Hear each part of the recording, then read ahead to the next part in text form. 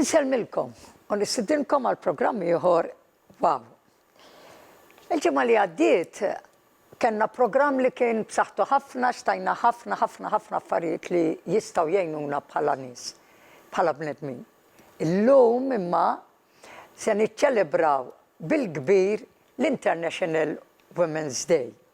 Għaw fil-programm aħna tnejn nisa u flimkien ma' Beverley jien Ġozef Ċappara insellmilkom għal din l-edizzjoni speċjali biex narfu għaliex niċċelebraw dal-Women's Day. U llum se neħdu lil kulħadd fi vjaġġ qasir biex narfu il-potenzjal inkredibbli li għandna aħna n-nisa, kull waħda minnkom. Hello, Beverley, how are you? I'm good, how are you? Good, yes, I'm very well, thank you. So I am saying that, yes, today we are holding this special event for International Women's Day. And I think, you know, because sometimes people, Bev, say, why do you have to celebrate it once? You know, we're doing all this work every day. But how do you feel about having this formal recognition at least once a year? You know, like we have Mother's Day, Father's Day, and all of that. And we have this International Women's Day. Why do you feel that we need to actually celebrate this? I think, you know, like many things, people get on with life. We race through life, don't we, very quickly. And we don't really take time out to think. You know, to think about what is there to be appreciated. We should be appreciating grandparents, women, children, you know, on every day of the year. We shouldn't really need a day to focus on it.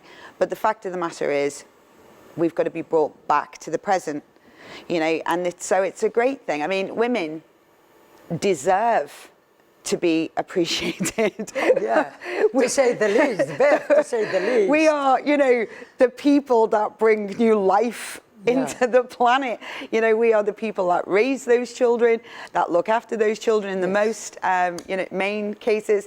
And I think it is good to be able to appreciate women at least once a year. We should be doing it every day. Yes, you know? Yes, really. So, mela jina staqsejt il-Beverley tila mela nafu li id-dinja kollha qed tiċċelebra l-International Women's Day. U staqsejt tila ma fil-verità, inti tħoss li hemm ħtieġa li jkun hemm din darba meta narfu li niċċelebraw din il-ġurnata u fil-fatt qed tgħidilna illi ħafna drabi aħna kulħadd jibqa' għaddej bix-xogħol tiegħu. Imma huwa rari din hija verità illi aħna nifqu biex napprezzaw ix-xogħol kollu li veru aħna nagħtu lin-nies ta' madwarna u ftit nagħtu każ ukoll li lilna nfusna għax normalment dejjem hemm ħadd ieħor li jista' jiġi qabilna u mbagħad x'imkien fl-aħħar għandna insibu il-post tagħna x'imkien. U fil-fatt, kif qalet Beverley, il-fatt illi il-mara hija il-persuna li tagħti l-ħajja lid-dinja. Jekk ma tkunx il-mara, l-ebda tarbija minn se titwieled. Jiġifieri tgħidli allura r-raġel ma jsux le, għax ir-raġel tagħtisem ukoll. Imma il-ħajja toħroġ titwieled mill-lom. So, din xi ħaġa illi tant noħduha for granted, li laqqas biss insemmuha, mentre fil-verità, il-verità hija din, illi ma jkunx hawn ħajja fid-dinja jekk m'hawnx il-mara. There will be no life on earth if there wasn't any woman around. That's for sure. So, I mean, din hija xi ħaġa illi importanti illi nifhmuha għax aħna mhux biss inweldu tfal, apparti d-9 xhur illi nagħmlu illi rridu xorta nibqgħu dejjem bħajjitna, rridu taf kif ngħaddu mill-proċess ta' hormonal imbalance, lem, law, dardir, mhux dardir, imma dawk aħna kollox nieħdu for granted. U hija pregnant, u bħal dik u bħal dik u bħal l-oħra. Imma l-verità hija li huwa proċess pjuttost b'saħħtu li bniedem ikollu iġib it-tfal fid-dinja. U allura jekk aħna narfu mqardi, nifmu wkoll din l-idea ta' fertilità kemm mbagħad tkabbar dinja li hi. 'Cause we're actually talking about the power of fertility, as you very well know. You know, you're in Gozo, so definitely you know about the power of woman was always felt here in Malta, because we have even, you know, the goddess of the mother of fertility and everything. Divine feminine. You know, yeah, and the thing is that, I mean, I was a little joking, but really and truly it's true, that unless the woman is there, you know, to help out with fertility and with bringing children over, there would be no world at all. I think, you know, everything goes in phases, doesn't it? Even the seasons go in phases. And if we look back through our entire history of the human race, there have been times, you know, that's Cleopatra, for example. Oh, yes. You know, and, you know, even if we go back as far as Scotland, you know, and who founded Scotland and the Celtic Highlands, this is a woman. You know, Greek mythology goes there. You've got these incredibly strong women, especially in the Viking, you know, islands. You know, we look at that area of the world, who were warriors. Yes. They were life givers, you know, and even in, you know, the south of England, where we've got this pagan, you know, history, all of these women, divine feminine, would come out at the beginning of spring to bless the harvest, because they're bringing their fertility, their energy of fertility, and, you know, putting it into the land so the harvest is good for the year. And I think we forget, because we're just women, you know, and we get up every day and we do 1,000 things every day without thinking about it. And we're not just women. We're like super women. All women are super women. Yeah, and there's no difference between, you know, being mothers and non-mothers, because the idea of the strength behind and the willpower and the determination of women is something incredible. Mela hawnhekk qed tgħidilna, tfakkarna fil-verità, Beverley, illi fil-fatt jekk aħna nħarsu lejn l-istorja tad-dinja, nibdew naraw anke minn żminijiet fejn l-istorja bdiet tieħu is-saħħa tagħha.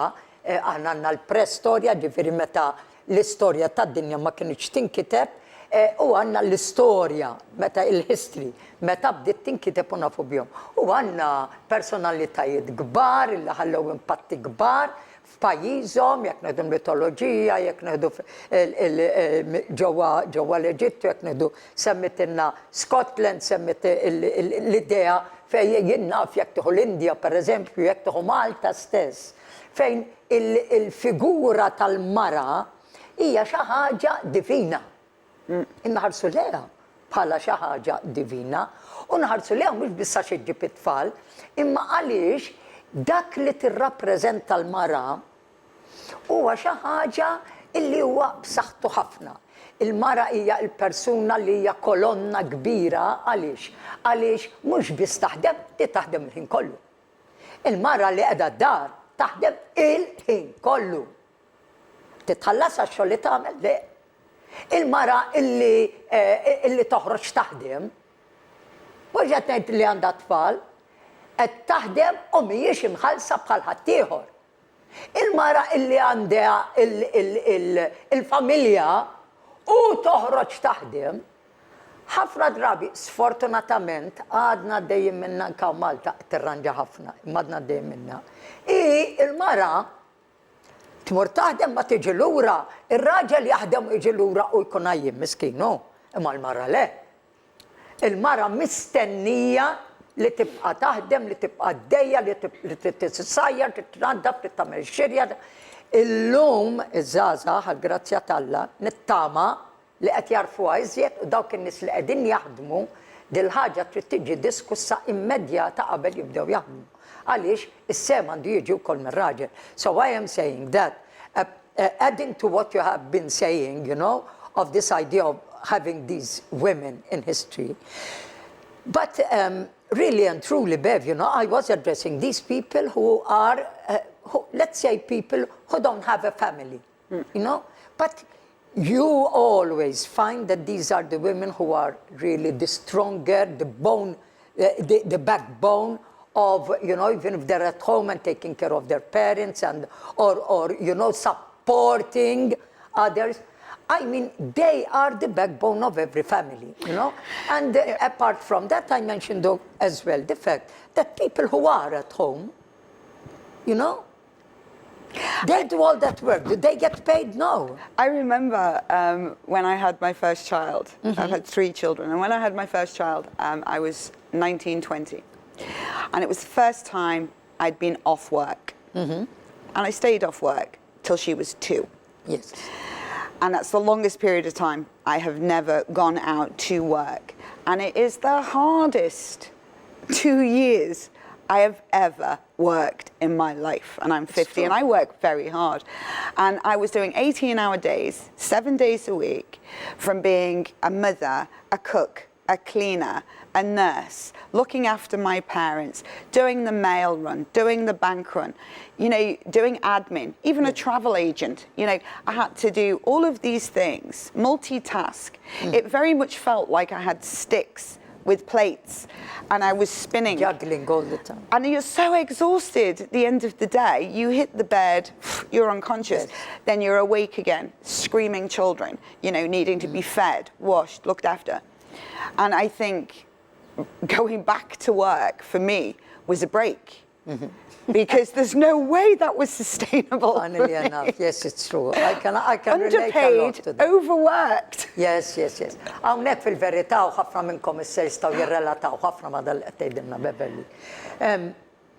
Ħafna minna illi kellna tfal. Qed tgħidilna fil-każ tagħha partikolari kellha l-ewwel tarbija meta kellha 19-20 sena li kienet żgħira ħafna.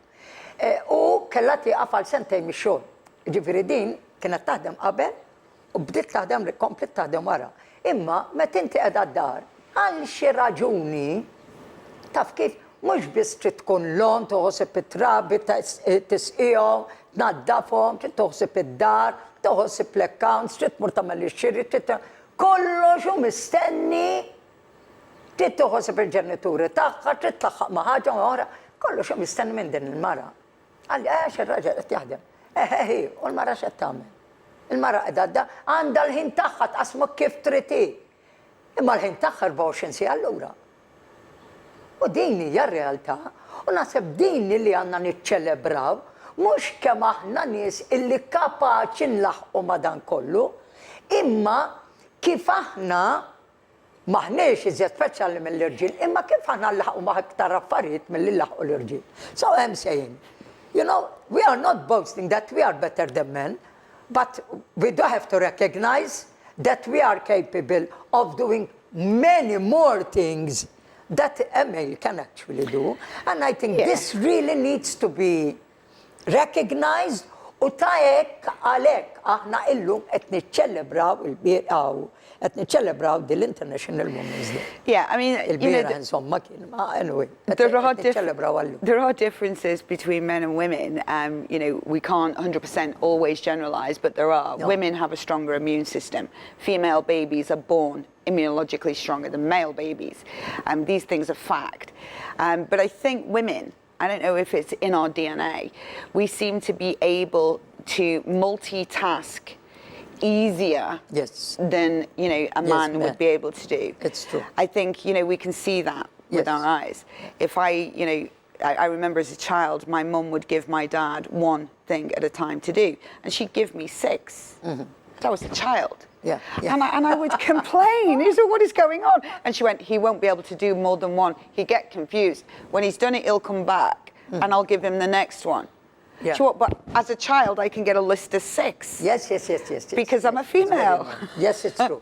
But really and truly, it's also the psychology of male and female. U qed tispjega hawnhekk Beverly kif dal-argument li qed ngħid jien li l-mara veru kapaċi tagħmel ħafna affarijiet, multitasking ngħidulu, tagħmel ħafna affarijiet f'ħin wieħed. Per eżempju, jiena tajba ħafna l-multitasking, jien nista' nkun qed inkellmek, nkun qed nagħmel sinjal li ta' ma' ġenbi, waqt li qed inkellmek qed niftakar li rrid tagħmel xi ħaġa u nniżżel nota, nkun qed insajjar, m'għandi problema ta' xejn. Imma mhux kulħadd hekk. U partikolarment in-nisa huma ħafna ħjar għal dal-multitasking għax qishom hekk huma magħmulin mill-irġiel. U qed issemmi kif meta kienet iżgħar. Ma l-missiera kienet tgħidlu biex jagħmel affarijiet. U ġett jispiċċa wieħed, bad tgħidlu jagħmel xi ħaġa oħra. Jispiċċa, mentri lilha bħala tifla ta' 6 snin kienet ittieqa 6-7 minn affarijiet daqqa. X'tagħmel? U hi kienet tikkomplina x'kienet tgħidla ġifieri. Il-missieri ikbar minn ittieħu ġett wieħed x'jagħmel sakemm jispiċċa mbagħad u li tillu konna f'daqqa.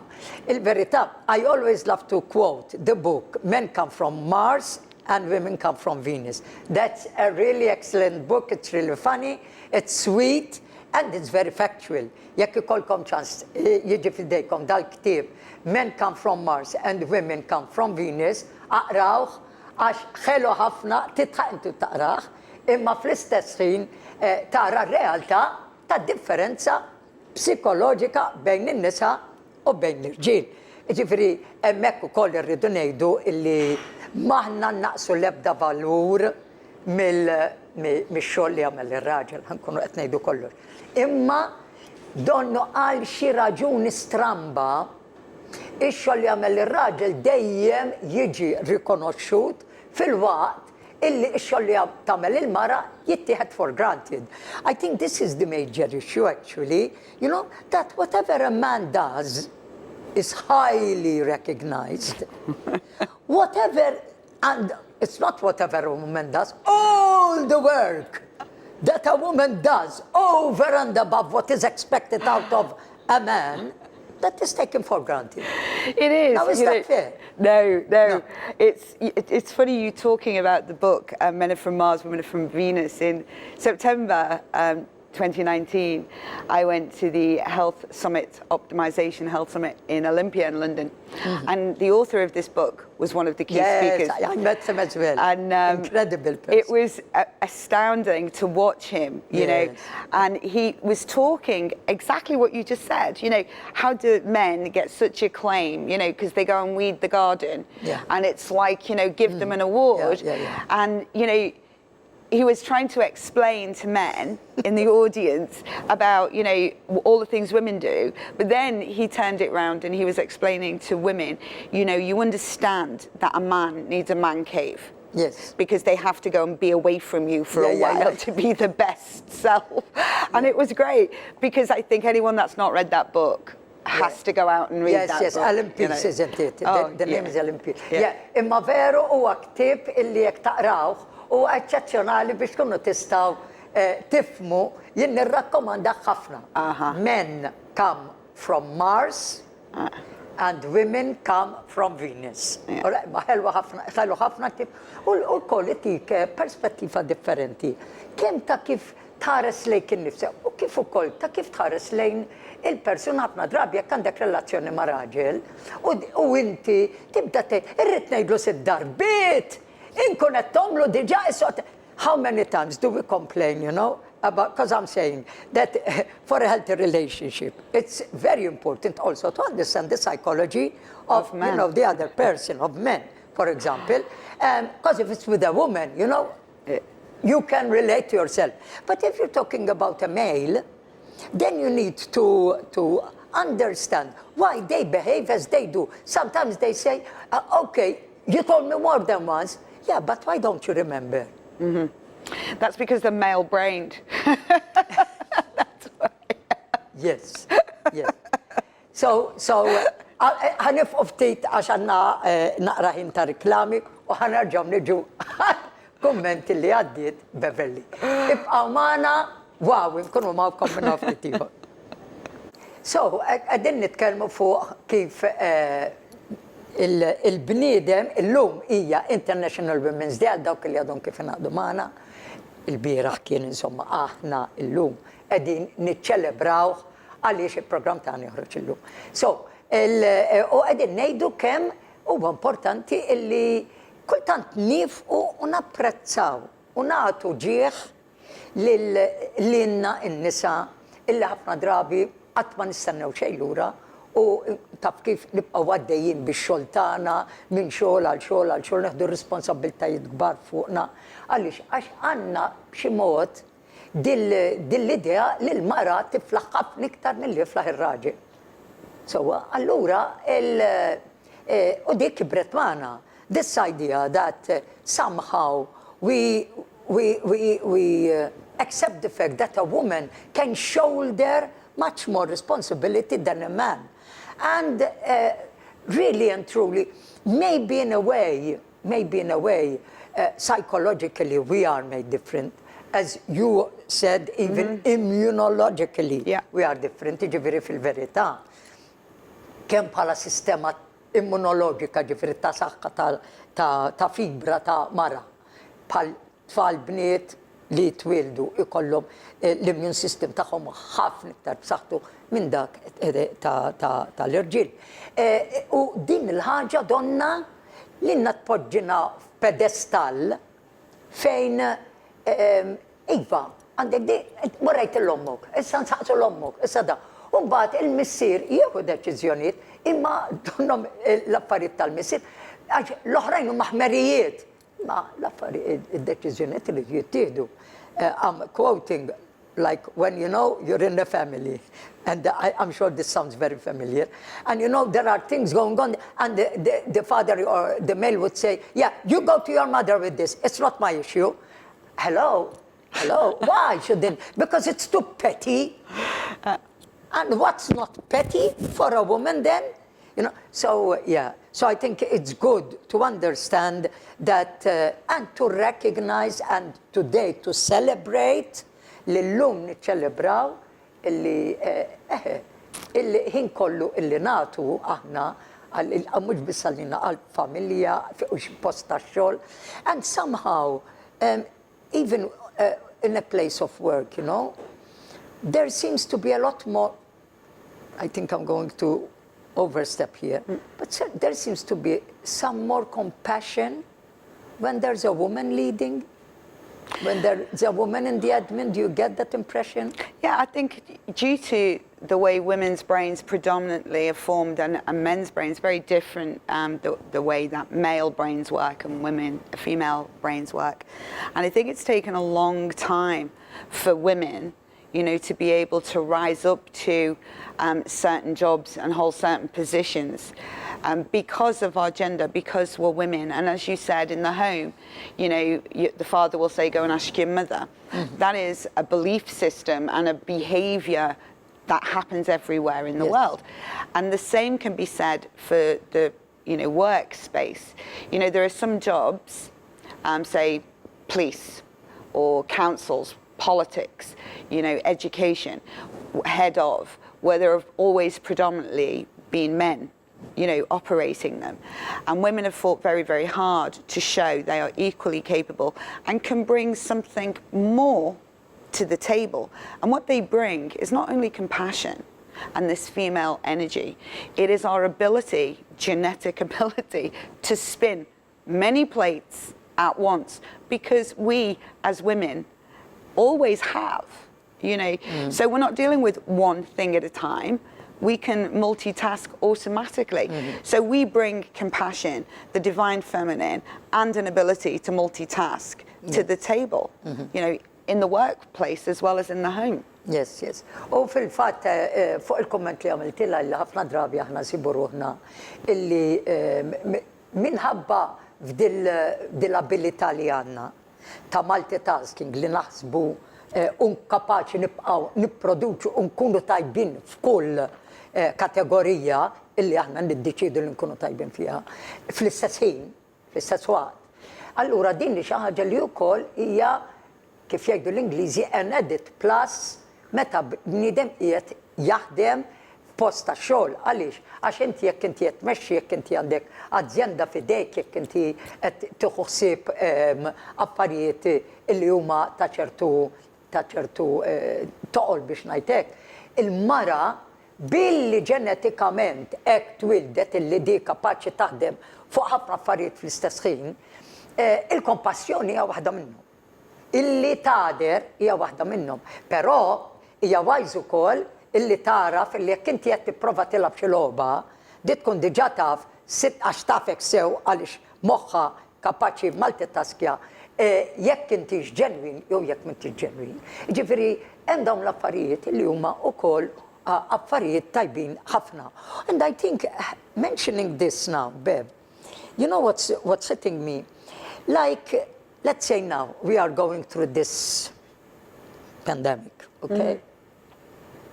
And it is, actually this is something that is really coming to me now. In a space where the female is strong, you know, when I mean strong is that under the circumstances of fear, for example, you know, she radiates strength and happiness and joy. To the contrary, if unfortunately the woman is overwhelmed with fear, you know, it just somehow weakens all the people around her, the whole family, workplace and all that. I think it's an expectation, isn't it? There is an expectation placed upon women, even without being thought through. Everybody expects women to naturally be strong, naturally to hold things together, to be brave, organized, have everything sorted all the time. Yes. And it's quite frowned upon. And in fact, I've seen it over the past 12 months of, you know, the pandemic. A lot of women have fell apart, and for the first time in their lives. Yes, it's true. Men have fallen apart as well, but the frown that has been put upon the women, you know, what do you do? And it's not just this judgment that this woman has fallen apart. Yes. And you know, it's been an extraordinary year for everybody. And this is a one-time in a lifetime event that, you know, the woman has fallen apart on. It is an accepted thing when anybody else falls apart, but when the woman is falling apart, not only does she give herself a hard time, but everybody else does as well. Yes, it's true. Yes, yes. Unfortunately, it's very true. Hawnhekk qed tgħidilna Beverley kemm sfortunatament f'dil pandemija qisu il-mara mistennija li tibqa' dejjem b'saħħitha, mentri dil-pandemija laqtet lin-nisa daqskemm laqtet lill-irġiel.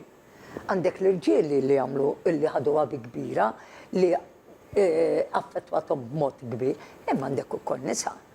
Però xi raġuni stramba ħafna. Meta mara titkisser jew taqa' jew għall-mument nies illi rajniha dil-pandemija, nies li huma b'saħħithom ħafna li qatt ma tistenna li daw se jikrollaw.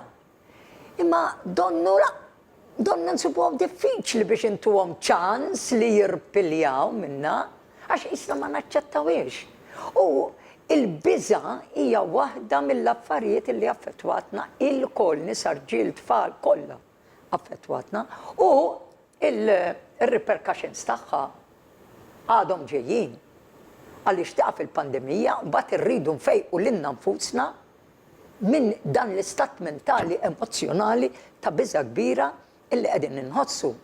Jiġifieri huwa importanti li nifhmu u ngħadru li meta bniedem ikun qed itik ħafna minnu nnifsu, għaliex għax il-mara tinsa li għax kultant trid tlaħaq ma' tant affarijiet illi mbagħad jiġi xi ħadd jgħidlek isma' xarek għadditlek kollha ma nara żan tarġaser.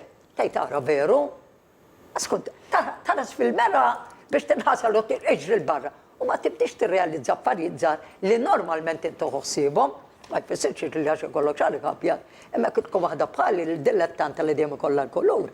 U jkolli ferq kbir wiesa u dejjem jitwessa, ta' ġaġa sabiħa illi tara. U ir-reprogram jagħti li fakre. Qed niftehmu. Imma il-verità hija din. Illi meta inti ma tkunx fi stat mentali, emozjonali u fiżiku tajjeb, dawn l-affarijiet jibdew jaffettwaw. U għaw se nfakkar fis-session li għamilna l-ġimgħa l-oħra fejn Beverley tat spjegazzjoni tajba ħafna kemm importanti li naħsbu u ngħidu irid ikun pożittiv kemm jista' jkun għax se jaffettwa ċ-ċellola, jibgħat il-messaġġi li ċ-ċellola skont dak li qed tħoss jekk hu tajjeb se jferraħ u se jibda qisu dik li jgħidu la healing process fl-organi kollha. Bil-kontra, jekk se tkun xi ħaġa li qed taffettwana il-biża, it-twerwir, it-trauma, l-inkwiet, dana il-ħsieb se jaffettwa iċ-ċellola, se jaffettwa l-organi kollha u se jaffettwa lilna bħala persuna in ġenerali. Mela noqogħdu nkunu dejjem konxi ta' u nifakru l-nafusna meta nkunu qed naqgħu ftit ngħidu ħoj, iqaf. Għaliex inkella ninġarru. I'm reminding them a little bit, Bev, explaining what you have just said, but I am also reminding them about the fact that how important it is that yes, we do go through these low moments, but we need to remind ourselves all the time about the process of how we get sick and how we get anxious and how we get depressed. And the process of what we think, how it affects the cell and how the cell, all cells affect the organs and how then, you know, it's difficult to start a healing process unless we remember to all the time correct our self-inner talk. I think as well, you know, it's very hard sometimes when you're surrounded by everyone you're responsible for. You know, we spoke about this, you know, before the show today. And one of the things we both agree on is that women particularly need to be supported and need a safe space, you know, to be able to speak and be their best self.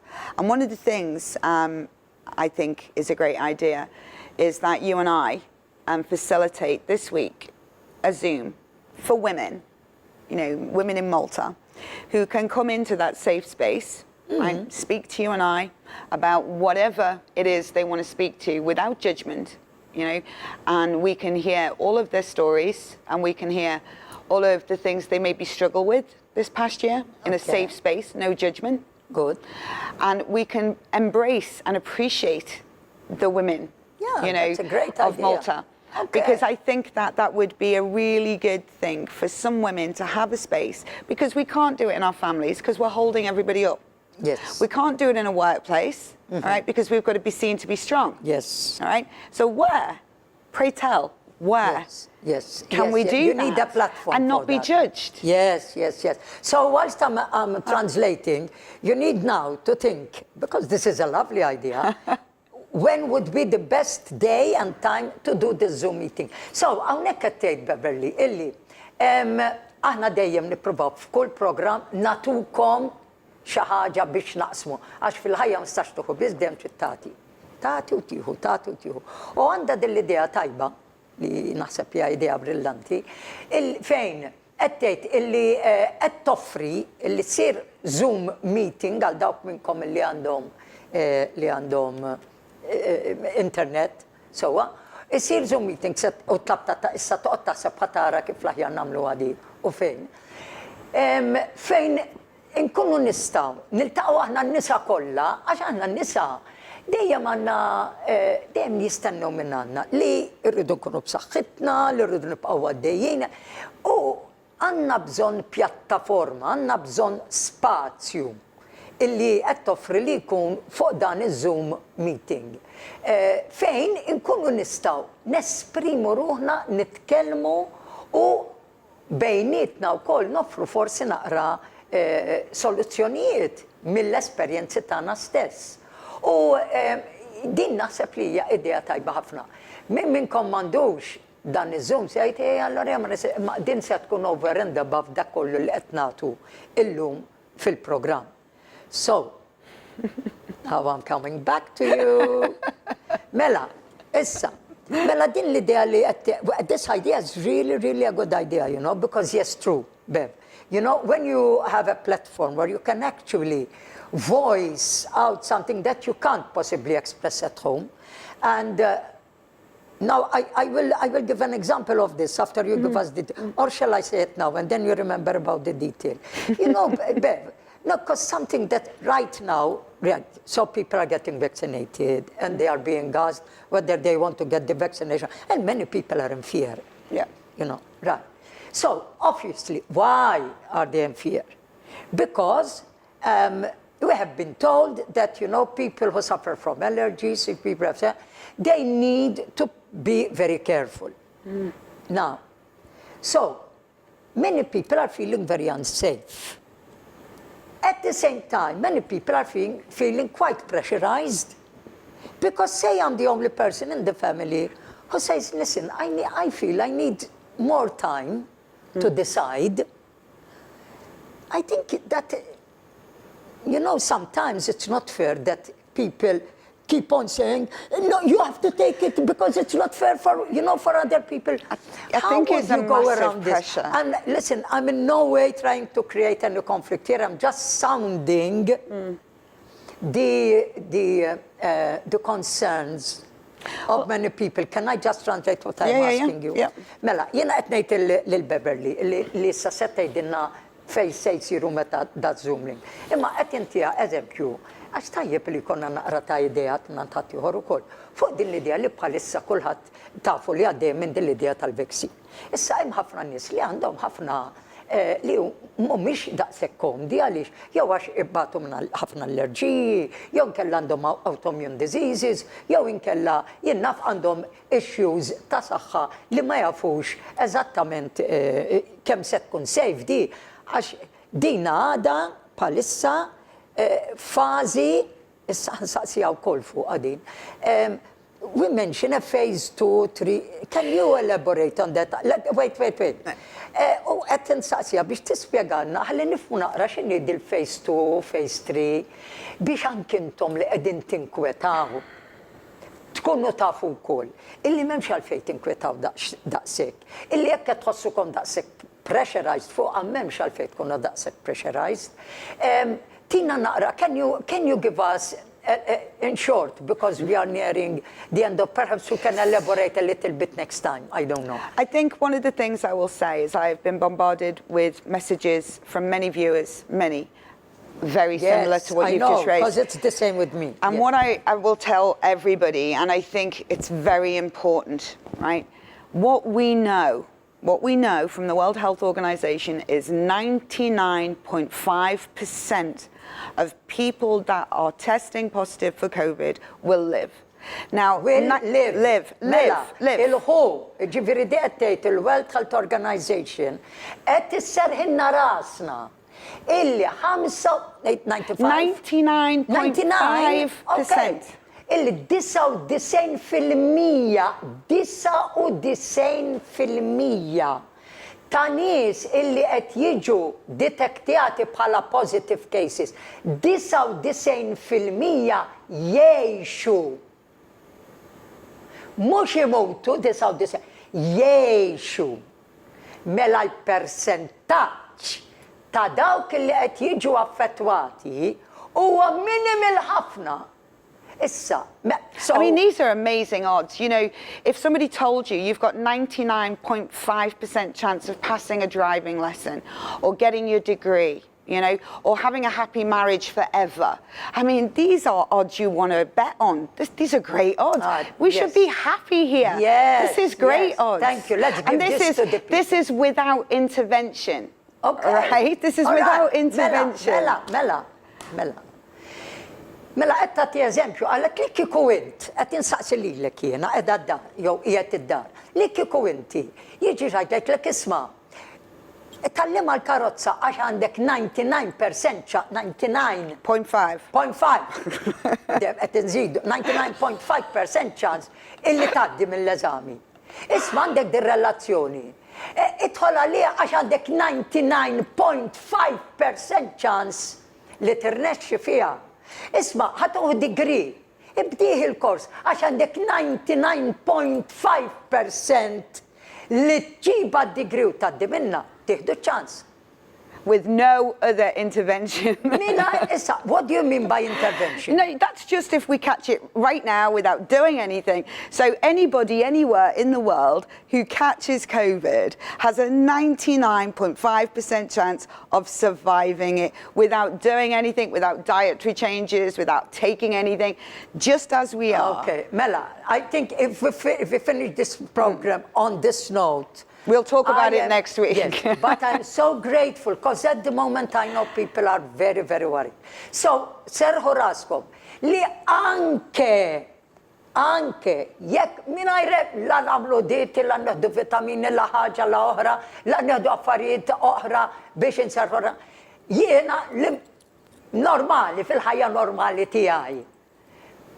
Jekk jiena se nkun detected bil-COVID, 99.5%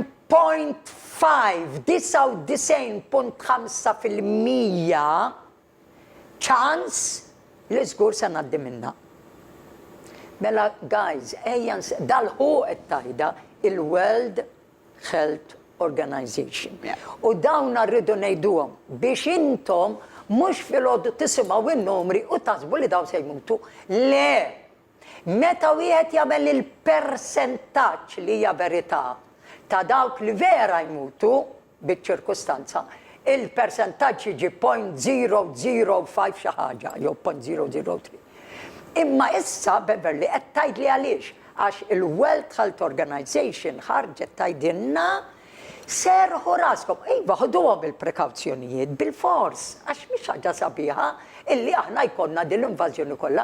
Imma jekk inti se għandek ġej detected positive, titwerwirx tibżax għaliex għax 99.5% mill-popolazzjoni dinjija ifiqu minna.